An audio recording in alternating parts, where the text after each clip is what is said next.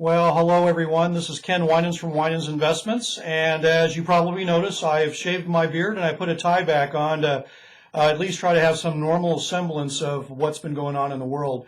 So as I promised you, we will have weekly videos where I will tell you what's going on, at least from the investment world standpoint, and certainly what we're looking at here.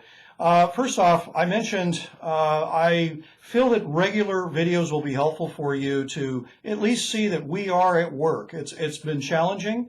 We are having the staff come in at different times of the day, different days of the week, and trying to piece together an efficient and effective capability here, but we seem to be doing pretty well with it. So as you all know, I mean, the coronavirus is spreading.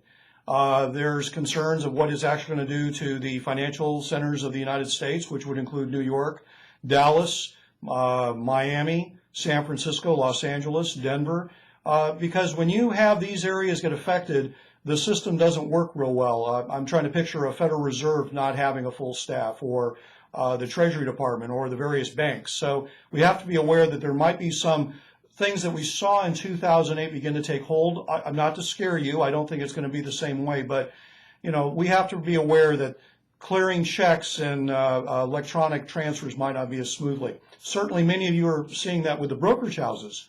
It's very hard to get certain things done. So we ask for your patience. We're doing the best we can with these things. All right, so let's talk about where we are right now. Obviously, from the last video I did, the market did stage a very nice, there's a phrase in our business called a dead cat bounce. I happen to like cats, so I'm not trying to say anything negative, but I can tell you that I'm not sold that we're all clear, that it's all over. I think we'll all be a little happier when we get our quarterly results, but in every major bear market, and I'm including also 1987, the Gulf War of 92, the dot-com bubble, the 2008, and certainly we could go back even further. There is a retest. There is a bounce back up, and then there's a pullback in those prices. And I have a feeling that that pullback is going to happen as we go through earnings season, because I think it's going to be good, bad, and ugly. We will find there's some companies that are doing okay, but we're going to find a lot that are doing real awful. And I wouldn't be surprised if we find out that some companies, especially in the hospitality area and certainly in transportation, might not be close to filing Chapter 11 bankruptcies. I hope I'm wrong, but I wouldn't be surprised that we hear that kind of language coming out of them. So what does that mean? I'm still trying to find out who I think will be the leaders for the next run in this market. It will not be as strong. I do think there's going to be a bounce, a long-term bounce. But the worst thing that I could do right now is step in, buy a bunch of stocks, have them miss their earnings, and then we've compounded the problem.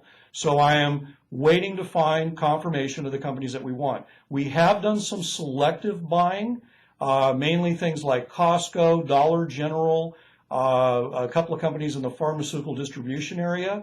But most of our focus, quite frankly, is looking at bonds and preferred stocks. There are some real bargains out there right now. We're trying to pick those up in the income portfolios, because I do believe bonds and preferreds will bounce back much faster than stocks when we finally do clear this. I would also just say, as a kind of a passing note, I think that we will have time to reinvest fully. I am more concerned that you that need the income in your portfolios, that we do reinvest those bonds sooner than later, so you do get your full income. But anyway, you'll be getting your quarterly reports here in the next couple of weeks. As I mentioned before, I think you'll be happy to see that the damage is not as bad as you probably thought it was. And more important than that the damage can be made up over time. And certainly we'll do our best to do that in a way that doesn't risk more downside. Well, anyway, I just hope you're all healthy, and I know you're probably going stir crazy staying at home. I know that my guys certainly are.